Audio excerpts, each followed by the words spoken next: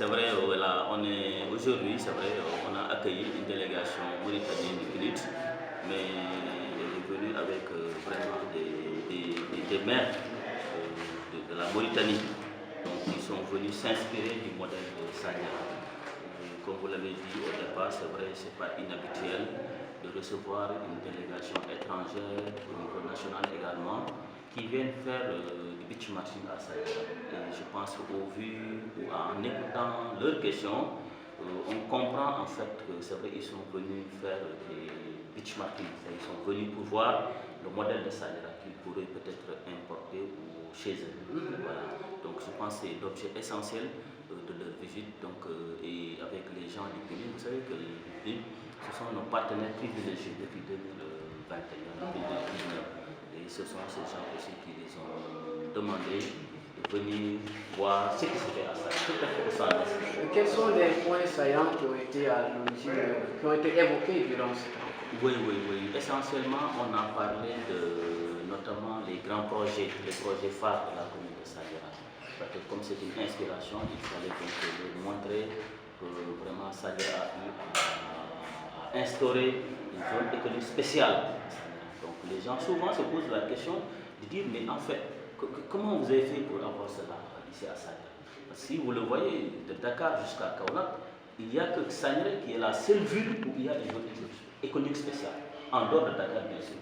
Donc ça c'est une chose énorme. Peut-être qu'on pourrait ne pas imaginer qu'il y a quelques années de cela. Donc les questions ont tourné sur cette zone économique spéciale, comment on a fait pour l'instaurer, quels sont les privilèges, les opportunités, mais aussi la faisabilité. Voilà, de zone économique, de zone industrielle, elle est passée de zone économique spéciale grâce à un décret du président de la République. Donc voilà ça. Vos autres aussi ont insisté sur la qualité des personnes, parce qu'on parle de Sanyara, mais les ressources humaines aussi. Absolument, je l'ai dit à l'entame de mon propos. Au départ, en 2014, quand le maire est venu, pour lui, il s'est dit que quand le monde a des problèmes, c'est parce qu'on a un déficit de personnel de qualité. Voilà, tous les problèmes du monde tournent autour du capital humain et de l'économie. Donc il faut régler d'abord ce problème du capital humain, régler le problème économique. Tous les autres problèmes sont les conséquences directes de ces deux problèmes-là. Une fois que vous réglez ces problèmes, alors les autres vont se régler. Et c'est pourquoi donc on a vraiment investi sur le capital humain. Voilà, en faisant en sorte qu'il y ait au moins dans chaque village de la commune de Sangra une école. Qu'il y ait au moins tous les 5 km ou maximum tous les 7 km un collège d'enseignement de proximité. Mais également qu'il y ait assez de lycées pour permettre à nos jeunes enfants de se former. Mais aussi, comme vous le savez, les élèves qui entrent à l'école OCI souvent n'arrivent pas à l'université. Il y a d'autres, n'est-ce pas, qui échouent entre-temps. À ces gens aussi, il faut trouver du travail, il faut trouver une formation. C'est pourquoi il a insisté également sur la formation professionnelle. Parce que le modèle là, il l'a trouvé en Suisse. En Suisse, c'est le contraire de chez nous. Chez nous là, presque 80% c'est l'enseignement général. Alors qu'en Suisse, c'est l'inverse. Voilà, dès la classe de CM2, déjà, l'enfant a un métier. Et c'est ça qu'on veut aussi instaurer ici. Et donc, on a tellement insisté, on a tellement investi sur le capital humain. On est aussi parti prendre des gens qui étaient ailleurs pour venir participer au développement de la commune de Sanya. Parce que le docteur Sel, c'est vrai, il a les idées, il a les capacités de faire venir les gens, mais il faut les manager, il faut les gérer. Et pour cela, on est parti prendre des topographes, des ingénieurs, voilà, des juristes, des économistes, pour les faire venir dans la mairie, pour vraiment bien gérer ça. Vous-même faites partie des personnalités qu'on a recruté, tout à fait.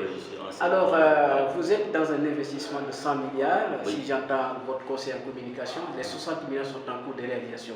D'où est-ce qu'est venue cette manne financière? Ah oui, ça c'est venu du Maroc. Et vous avez dit que l'État n'a pas déboursé. Non, pour le moment, l'État, il nous accompagne. Tout ce que l'on fait, quand même, l'État nous accompagne. Et nous devons aussi remercier le président Macky Sall, qui nous a beaucoup soutenus dans vraiment cette création de la zone économique spéciale.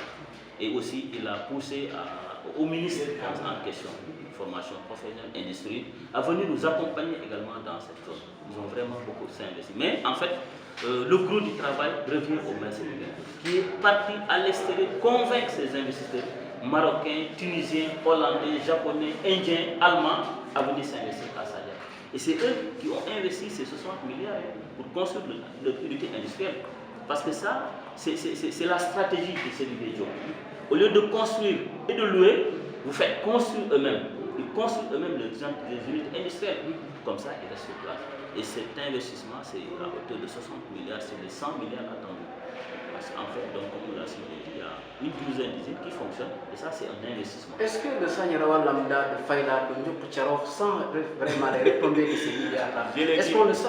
Je l'ai dit là, non, on le sent sincèrement. Il y a quelqu'un qui me disait que mais à Sanyarawa aujourd'hui, chaque fin du mois, c'est des centaines de millions qui retombent ici en termes de salaire. Parce qu'il y a des gosses qui travaillent là-bas, des gens de Sanyara, de Faïla, de Ndjoukoucharov. Je pense que si vous allez à Ndjoukoucharov aujourd'hui, vous le dites, est-ce que vous sentez la zone industrielle? Vous dites, mais c'est fou. Nous, on est dans la zone industrielle. À Djaradjahé, c'est la même chose. À Sadri, ici, c'est la même chose. Il y a même des gens qui nous viennent de Tchadjaï, de Sessène, de Mour, qui gagnent ici leur vie dans la zone économique spéciale. Donc, le seul problème, c'est quoi? C'est que le Sénégalais, il aime trop la facilité. Il reste sur place en se disant mais je veux du travail, je veux du travail. Alors que je le dis toujours, que c'est vrai, on doit faire des reportages sur la zone économique. La zone sur les lieux de travail, interviewer les gens qui sont sur place. Et diffuser ça à l'échelle nationale pour que les gens comprennent que vraiment il y a quelque chose qui se fait à ça. Et ça, c'est inévitable.